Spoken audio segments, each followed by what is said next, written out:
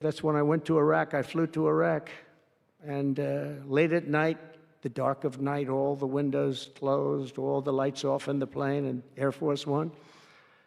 And we flew in, and it was pretty amazing. I'll tell you, we were landing, and there were no lights in the plane. Sir, we have to turn off all lights. I said, you mean we spend $9 trillion, and we have to fly in an Air Force One with the lights off? And I went up to the pilot, said hello. And by the way, these guys are like central casting. These are the best-looking human beings. Everybody is like perfect. The most handsome people, the best-looking people you've ever seen with the flat tops and the whole thing.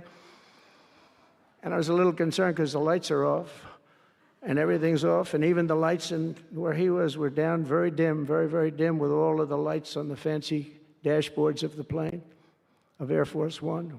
We're getting a new Air Force One if they can ever finish the damn thing. We're getting 2 of them, actually.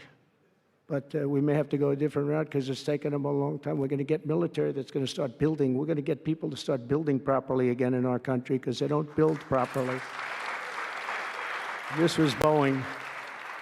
But we're up there, and I'm looking at these people. And again, I say, they look like Tom Cruise, but better. Stronger, tougher. And I like Tom Cruise, but these are better. And they said, are we okay, Captain? Yes, sir, we're fine. But I'm looking at it, I don't see any lights, and we're landing. And I'm used to that. I like to sit with the pilots a lot, and I respect the pilots greatly.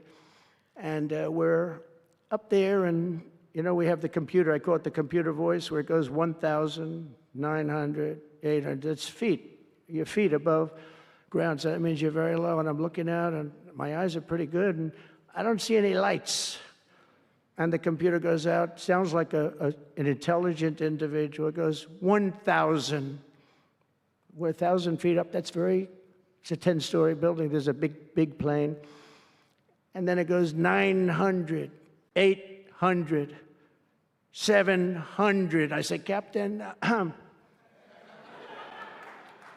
Captain, we don't see any lights. Is everything? Yes, sir, everything's fine, sir. We'll be landing in 3 minutes. And then it goes like 600, 500.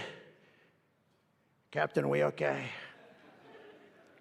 And then he goes 400, 300, 200. And I'm saying, man, there's nothing out there.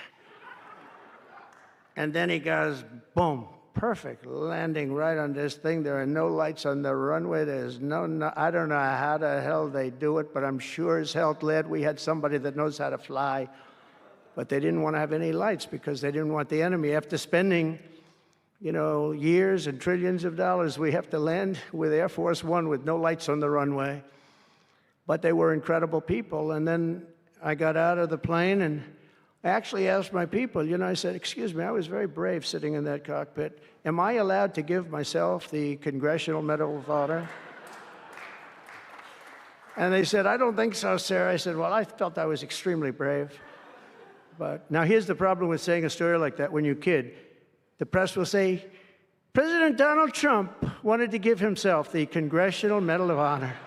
Headlines, headlines all over, the fake news. We call it the fake news, but we're all wise to them.